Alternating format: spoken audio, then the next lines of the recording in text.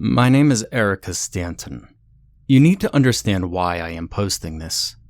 The following are replicas of two posts that a friend of mine by the name of Alex Garvey made on a comics forum we both spent time on together.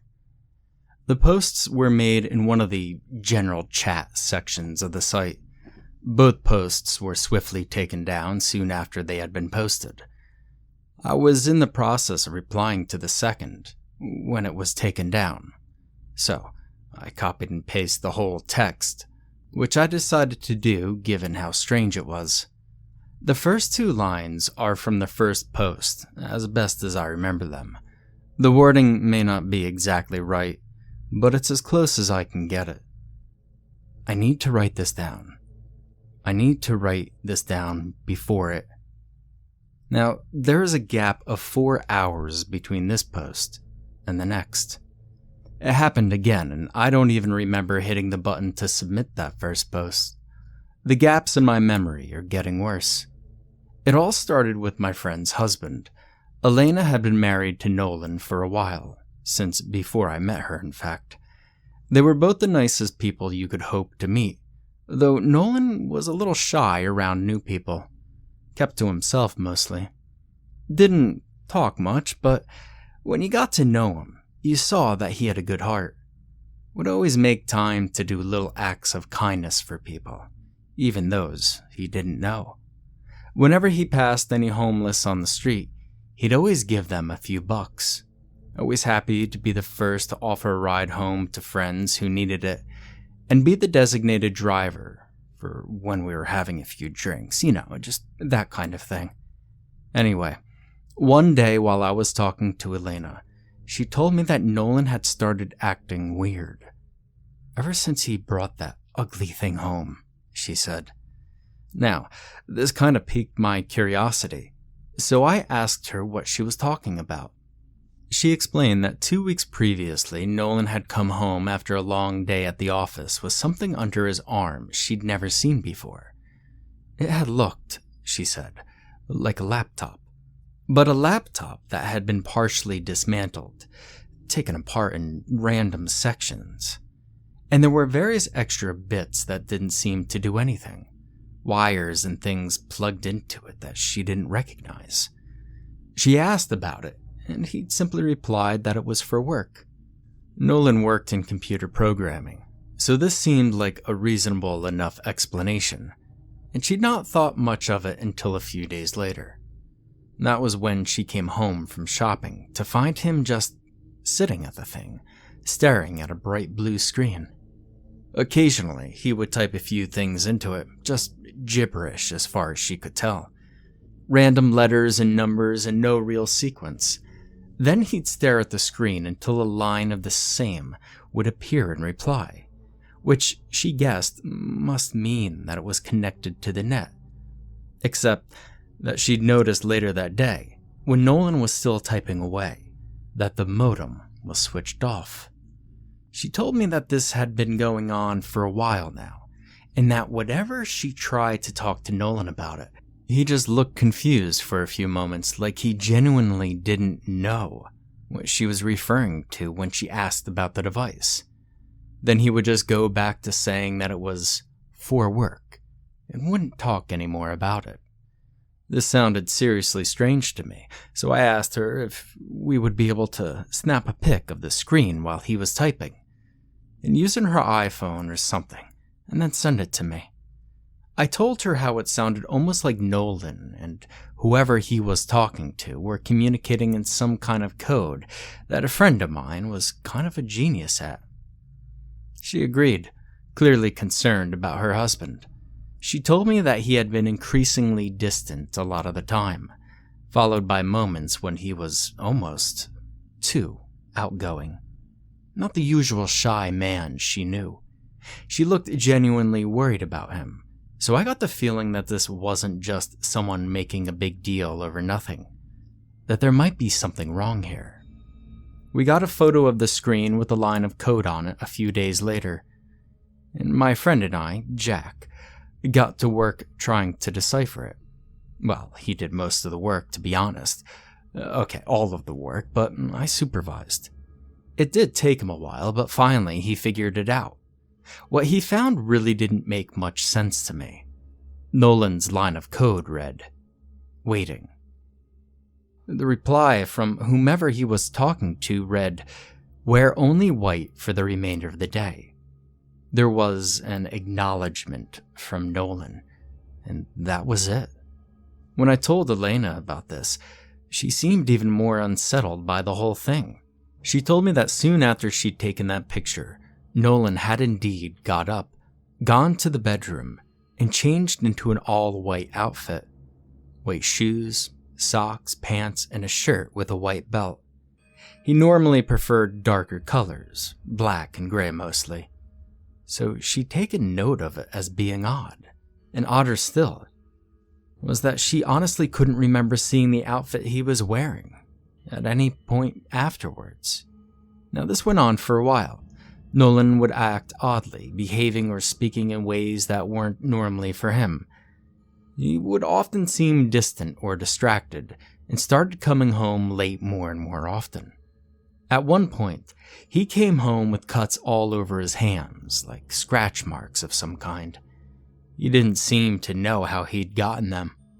Something else that troubled her was the way the device never seemed to run out of power. Now, over the weekend, it would be on 24/7, but it was never plugged into a charger or an outlet. It simply kept on running throughout the day. Whatever battery it ran on was never running out of juice, and no matter what room of the house he was in, when a line of code appeared on the screen, Nolan would come running, like Pavlov's dog at the sound of the bell. It was a week later that Elena called me, in tears and sounding frantic. She told me that Nolan had disappeared. She'd woken up in the middle of the night and he'd been gone. She tried his phone and there had been no answer. She called the office, their friends, his relatives, her relatives, and nothing. She called the police, but they said that not enough time had passed to report him as missing. And she said that when she'd come down into the living room, that damn thing had been sat open on the table. The blue screen casting its dim light against the sofa that looked like someone had been sitting in it until recently. I and Jack offered to take a look at the device to try to see if there was anything on there that could give some hint as to what the hell was going on here. She was so desperate for some clue. Any clue as to what had happened to Nolan, that she agreed, and we picked it up from her place the next day. Police wouldn't do anything until he had been missing for a few days anyway, so we figured we'd take a crack at it, and if we could find nothing, we'd hand it over to them when they began to officially search for Nolan. If he hadn't come back before that, of course. We found that every interaction between Nolan and whoever he had been talking to was viewable simply by hitting the up key and scrolling up through the various lines of code. When it finally wouldn't go up any further, we figured that this was the start or as close as it as possible, and so Jack got up to work, translating while I wrote down what he said. I didn't know what we were going to find. I don't think there was any way either of us could have guessed. The first message was simple, and it read, "Hello, Nolan. Please stand by." It then said, "When asked about this device, you are to say only that it is for work. We shall supply further instruction if necessary." The next one was presumably from his unknown contact at Well. It read, "Eat only vegetables today." Another instruction. Jack went on to translate the next. Nolan would indicate that he was at the device with a simple, "I am here," and then an order would follow. Slow down by 5 miles at the first green light. Kiss your wife only on the cheek for the next 24 hours. Do not smile until told otherwise. I jotted them down, wondering what on earth all this was. Nolan had been having some kind of kinky master-slave affair behind his wife's back. Was this some part of some really, really weird reality show he'd been taking part in? Some kind of hidden camera stunt? I mean, what the hell was all of this? And then, Jack went quiet. He swallowed hard, and he read the next instruction. Eat a child's skin. I turned to look at him, and at this point, I was fucking terrified. This had been creeping me out the more we'd gone on, and I genuinely thought and had hoped that this had to be him messing with me. I even said, "You made that one up," and wanted it to be a casual, joking kind of way. It came out more like I was pleading with him, begging him to tell me he made it up. From the look on his face, either he hadn't, or he was a much better actor than I'd ever thought he was. The next instructions we translated were more mundane nonsense. Orders about what to wear, how fast to walk, what route to take to work, what to eat. I almost made myself believe that one had been a mistranslation, that Jack had gotten it wrong. Then he read out aloud the next one. Remove the eyes and tongue of the first homeless man you see today. Now, I'm pretty sure most people would be creeped out by that. But me? I wasn't just unsettled. I was feeling physically sick. Because I could remember reading a news story, not long ago, about a brutal slaying of a man believed to be one of the various homeless that occupied the city. He'd been found in a shop doorway in a pool of blood, with his eyes gouged out and his tongue removed. The remaining instructions were all mostly more everyday ones, not that it mattered at this point. Some morbid curiosity made us press on though, and scattered throughout were ones like, strike the second stray animal you see before 6 p.m., and destroy the third vending machine that you walk past. Then came the final line of text. It simply read, "We are coming. Wait outside for collection." And then it stopped. That was the last message that Nolan had received, the night he vanished from his home. Jack and I had no goddamn idea what to do with all this. This hadn't answered our questions, it had raised even more. What the hell was this thing? Who was Nolan talking to? Was this some sick joke, some kind of ridiculously elaborate prank that he had pulled on us? Jack said he had to get a drink and headed to the fridge. And while he grabbed us some beers, I glanced at the device, staring at the glowing blue screen. And that's when I noticed that all the text that had been there before had vanished, just gone, leaving the screen completely blank. A new line of code appeared, and somehow, and I have no idea, I could read it. Hello, Alex. Please stand by. That was 3 weeks ago. Jack has just disappeared off of the face of the earth. And I don't know what scares me more.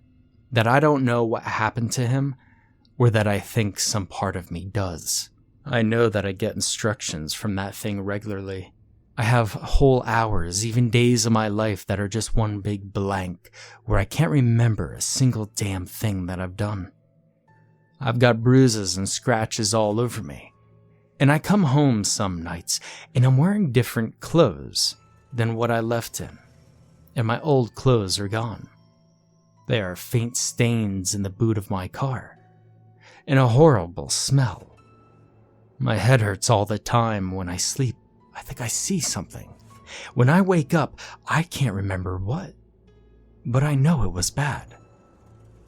In my body, it feels different. Everything feels so wrong, and everything feels strange. The post ended here. I've not heard or seen Alex since then. I don't know where he is, but I think I'm going to find out. Remember how I told you that it was important you know my name?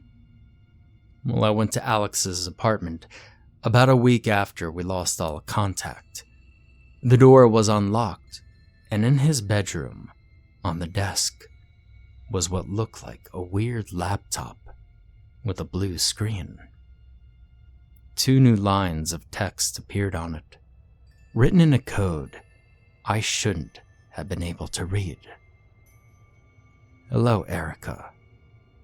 Please stand by.